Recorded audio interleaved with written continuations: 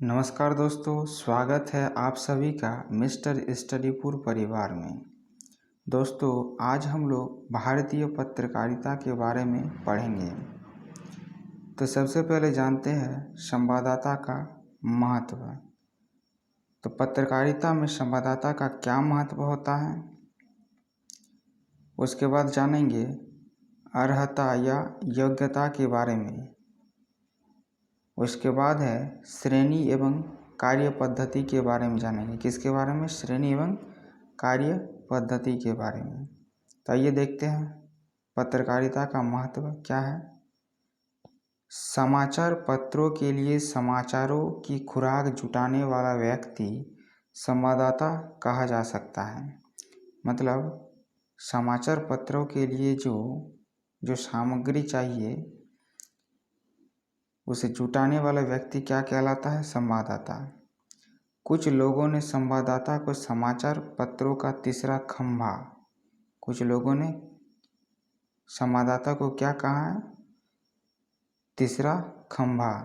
तो कुछ ने कान, कुछ ने आँख, कुछ ने नाक और कुछ ने मुख की संज्ञा इसे दी है।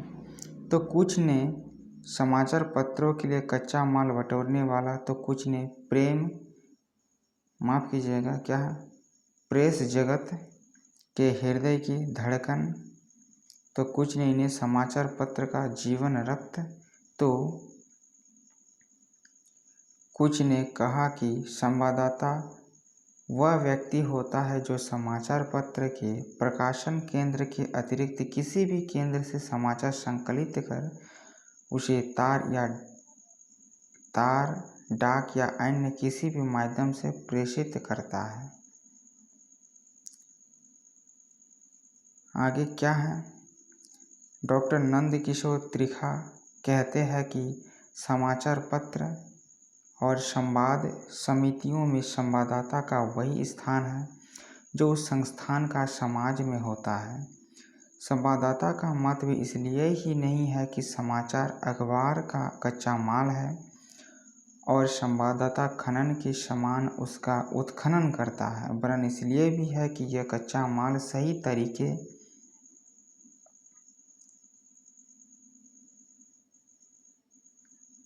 तरीके से प्रयुक्त न होने पर अणुशक्ति के समान विनाशकारी भी हो सकता है।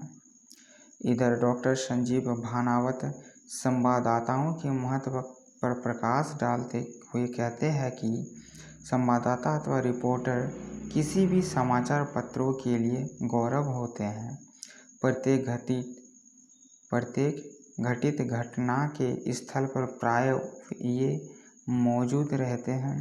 कहीं कोई सेमिनार हो, प्रेस कॉन्फ्रेंस हो, सांस्कृतिक साहित्यिक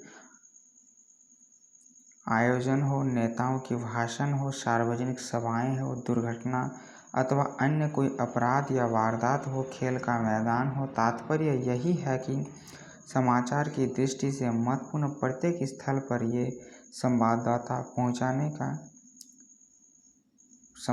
पहुंचने का प्रयास करते हैं। आगे देखते हैं क्या है अर्हता या योग्यता। इसके लिए क्या योग्यता है? किसी भी समाचार पत्र का स्वास्थ्य, सेहत, शक्ल, छवि, आस्था, विश्वास, लोकप्रियता और मांग बहुत कुछ योग्य संवाददाता के ऊपर निर्भर होती है। दरअसल संवाददाता के पास वह खुफिया आंख होनी चाहिए जिससे वह समाज के कोने अंतरे, दीनहीन, उपेक्षित लोगों की सूचना समाचार पत्र के माध्यम से समाज को दे। दरअसल संवाददाता की कुशल योग्यता और उसके समाचार संकलन पर समाचार पत्र की प्रगति, प्रसिद्धि और जनता द्वारा उसकी ग्राह्यता निर्भर करती है। संवाददाता में दूरदर्शिता, कठिन परिश्रम और लगन का होना अत्यंत आवश्यक है। इसके अतिरिक्त उसकी योग्यता में निम्नलिखित बातें सहायक होती है। पहला है दूरदर्शिता, दूसरा भाषा पर अधिकार, जटिल समस्याओं को समझने की क्षमता, गहन अध्ययन, एक विदेशी भाषा का ज्ञान, प्रचलित घटनाओं की अच्छी जानकारी, श्रवण शक्ति, समाचार सूंघने की क्षमता, समाचारों का विश्लेषण समाचारों पर आधारित सम्मति उसे छह ककार की भी जानकारी होनी चाहिए। 6 ककार क्या क्या है? पहला है क्या, घटना घटित हुई, कहाँ किस स्थान पर घटना घटी, कब किस समय घटना घटी, किसने किसके साथ घटना घटित हुई, क्यों, घटना का कारण क्या है, कैसे घटना घटी।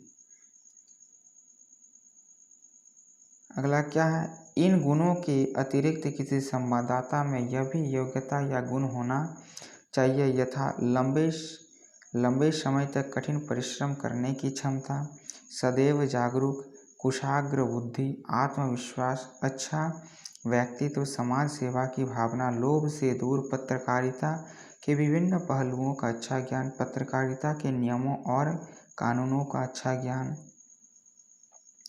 धैर्य, साहस, निर्भीक, दृढ़ता, कुरेदकर समाचार ढूंढने की क्षमता तथा रिपोर्टिंग करने की भाषा एवं क्षेत्रीय भाषा की अच्छी जानकारी।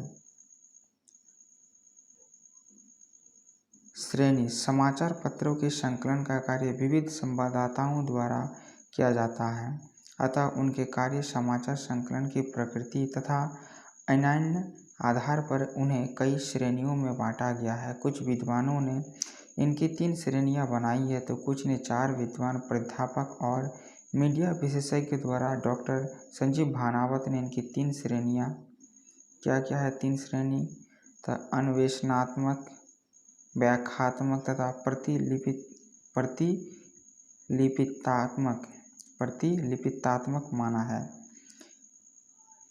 एक अन्य विद्वान सन्नी थॉमस ने भी इन्हें 3 ही भागों अन्वेषणात्मक, व्याख्यात्मक तथा प्रतिलिपितात्मक में बांटा है। संवाददाता के रूप को स्पष्ट करते हुए लिखते हैं कि कौन लिखते हैं तो सन्नी थॉमस क्या लिखते हैं the interpretative reporter who writes that he sees and what the construes to be its meaning। इधर क्या है? इधर एक विद्वान डॉक्टर नंद किशोर त्रिखा भी इन्हें 3 भागों में बांटते हैं।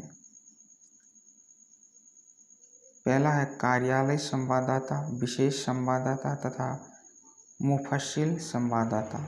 इन्हें स्पष्ट करते हुए कहते हैं कि जो समाचार पत्र के प्रकाशन के स्थान पर स्थानीय समाचारों का संकलक है वह कार्यालय संवाददाता, जो समाचारों का संकलन ही नहीं करता उनका विश्लेषण और फलितार्थ का विवेचन भी करता है वह विशेष संवाददाता तथा जो दूर स्थित छोटे स्थानों की खबरें भेजता है वो मुफस्सिल संवाददाता कहा जाता है। आगे देखते हैं क्या है। लेकिन कुछ विद्वान ऐसे भी है जो इन्हें 4 श्रेणियों में बांटते हैं। डॉक्टर गुरुशरण लाल ने उन्हीं में है। आपने इन्हें कार्यालय संवाददाता, नगरेतर संवाददाता, विशेष संवाददाता तथा विदेश संवाददाता। इधर दूसरे वेतन आयोग ने भी संवाददाताओं के 4 प्रकार का उल्लेख किया है। विशेष संवाददाता, चीफ रिपोर्टर या मुख्य कार्यालय संवाददाता, आगे है उपमुख्य कार्यालय संवाददाता या वरिष्ठ कार्यालय संवाददाता तथा कार्यालय संवाददाता और संवाददाता।